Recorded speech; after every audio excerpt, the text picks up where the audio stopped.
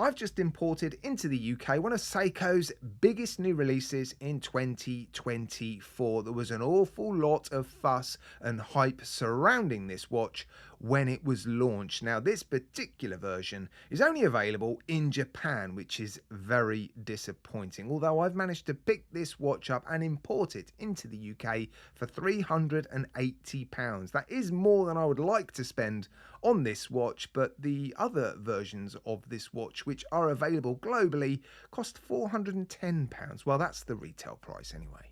So I've not paid over the odds for this watch, but I've certainly spent more on this watch than I think it deserves, and yeah, you'll find out why by the end of this video. Although there's no denying it's a striking looking watch. It's no accident that this watch looks an awful lot like a Rolex Explorer 2. I am 100% convinced that is completely intentional by Seiko. They want you to look at this watch and go, oh, look at that, an affordable Rolex Explorer 2 alternative. If this watch didn't look like this, I don't think for 1 second it would have made such a splash when it was first launched. But it does look like this, and that's why I've bought it. I want to explore this watch to determine if it's worth the money. Yes, it looks great, it looks familiar, and if you import this watch, then there's not going to be many of them around, so it's going to be quite rare in your country. Of course, if you live in Japan, I suspect they'll be more common. But yeah, not many people will be buying this watch in Japan and then importing it. So I do like the fact that there's an element of exclusivity there, although I'd still prefer they just sold this watch globally.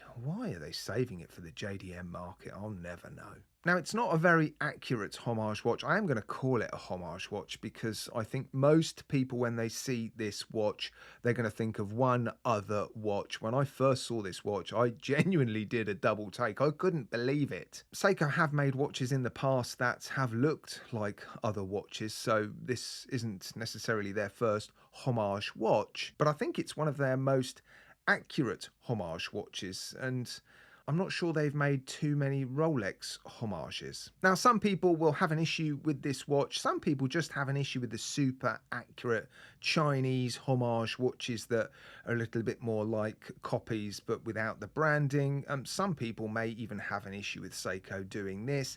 Some people will see this as a fantastic opportunity to buy a watch that looks a lot like another watch that they, well, just don't want to spend the money on or can't spend the money on. And that is really what homage watches are good for. They give us an opportunity to buy a style of watch that we might not otherwise be able to buy. But if you do buy this watch, will you be getting a good watch? Well, it's a Seiko, so it's a good brand. I like Seiko watches. I love Seiko watches, actually. I tend to only really review discounted Seikos now, or JDM Seikos. So you're going to pay quite a bit more for this watch than you would an equivalent watch from somewhere like AliExpress. But I do have to say some of the specifications are a little bit disappointing. The build quality was actually a pleasant surprise. Yeah, the steel finishing was better than I was expecting. Some sort of affordable Seiko watches can have questionable steel finishing. The steel finishing on this watch was actually, or is actually, pretty good. That bezel around the outside of the crystal, yeah, that's been really nicely done. The mid case is fully brushed. In fact, I don't think there's any other transitions really between brushing and polishing. It's only on that bezel. But yeah, the dial looks good. The hands look okay. Those applied numbers on the dial look okay. The brushing on the case looks nice. The markings on the bezel look good. But we do have some weaknesses. The crystal, it's not sapphire. I was hoping for sapphire crystal. It's Hardlex, domed Hardlex as well, which adds to the height of this watch. It's a Nats Fanny under 14 millimeters thick, this. And there's an exhibition case back, which has no doubt added a little bit of thickness as well. Solid end links. The links in the bracelet look solid. The end link fit, though, is disappointing. Yeah, there's quite a lot of movement with those end links. The bracelet has split pins.